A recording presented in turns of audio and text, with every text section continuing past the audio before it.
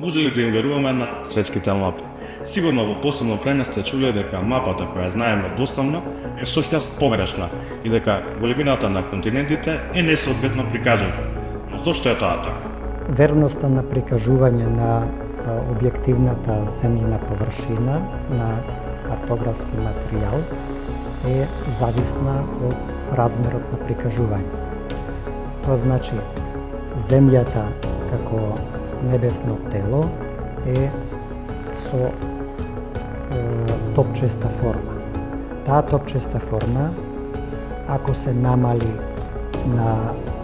во некој размер, добиваме некој глобус како модел на земјата и сите копнени водени површини од природата ги гледаме во намалена форма без деформации. Кога таа топчеста форма, значи сферна површина, ја трансформираме на рамнина, тогаш неминовно настануваат одредени деформации.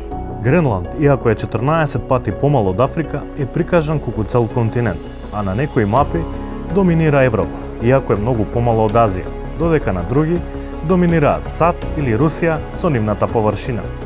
Се смета дека аутографа и така наречената двојна палачинка се најточни во димензионални светски мапи.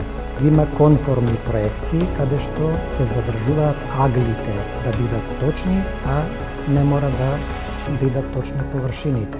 Таква е Меркаторовата проекција, која што денес, како попречна Меркаторова проекција, се користи за пловидба по море, пловидба по воздух, каде што аголот на движење е многу важен во процесот и картата тие аспекти ги задоволува главно. Картата, лопосите и атласите и натаму се една основните алатки во образовниот процес за приказ на научните сознанија. Картографијата е огледало на географијата. На една карта се прикажуваат разни содржини што постојат во природата и човекот има одма визуелна ориентација за целата состојба.